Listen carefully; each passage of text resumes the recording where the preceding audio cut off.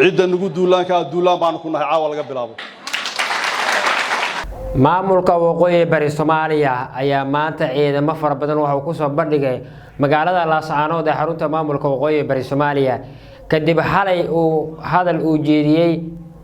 madaxweynaha dowlad goboleedka waqooyi bari Soomaaliya Cabdulqaadir Cali Firdhiye kaasi oo ku aadanaa inuu dagaal la gali doono maamulka Somaliland ciidamadan aad aragtaan waa ciidamo uu maanta soo bandhigay madaxweynaha maamulka waqooyi bari Soomaaliya Cabdulqaadir Cali Firdhiye maamulka waqooyi bari oo xildhibaano fara badan ay toddobaadyadan hore u goosteen iyo sidoo kale fahimo qoojo dib ugu laabtay maamulka Somaliland kadib talaabo ayuu qaaday maamulka waqooyi bari Cabdulqaadir Cali Firdhiye madaxweynaha maamulka waqooyi barina hadal oo xalay jeediyay oo markaas uu ku sheegay inuu duulaan ku qaadi doono maamulka Somaliland ayaa maanta ciidamo badan waxa lagu arkayay magaalada Laascaanood ee xarunta maamulka waqooyi bari Soomaaliya soo dhawaada xogaasi ayaan rabaa in muuqaalkan idin kula wadaago aqaartana daawanaysay muuqaalka meel dheer gaasiya aad baad maasantiin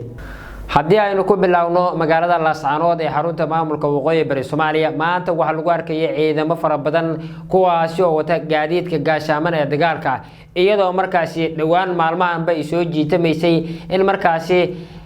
golihii wakiilada iyo sidoo kale xildhibaano badan oo ka soo jeeda maamulka waqooyi bari Soomaaliya u goosteen dhanka ay maamulka Somaliland dhinaca kale maamulka Somaliland madaxweynaha maamulkaasi Cabdiraxmaan Maxamed Cabdullaahi Ciro dhawaan hadda waxa uu sheegay in markaasi wax maxaabiista oo laga haysto maamulka waqooyi bari oo la sii deynayo gabi ahaanba inaysan jirin xiisada ka taagan maamulka waqooyi bari Soomaaliya iyo maamulka Somaliland ayaa markan soo ifbacaysa iyadoo labada dhinac maxaabiis dagaal ay kala haystaan haddana dhawaan wasiirka markaasi warfaafinta Somaliland oo hadlay waxa uu sheegay waa Barqad Jaamac Batuun waxa uu tilmaamay in markaasi ay qacanta ku dhigi doonaan ama ay sii hay doonaan ciidamadan ka soo jeeda ama markaasi ciidamadan laga qabsaday maamulka waqooyi bari Soomaaliya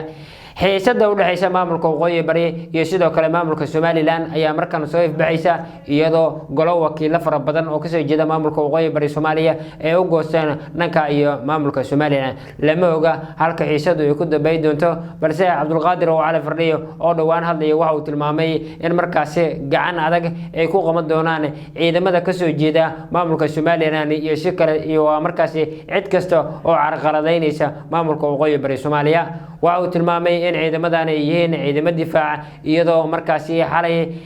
gaari agabyo u waday maamulka waqooyi bari Soomaaliya gacanta ku dhigeen waa ciidamada maamulka Puntland xiisada ka jirta maamulada diriska ee waqooyi bari iyo sidoo kale maamulka Puntland iyo maamulka Somaliland ayaa haatan u muuqata mid soo ifbacaysa haddaba waxyaabaha ka soo kordha wararkeena dambe ayaan idin kula wadaagi doonaa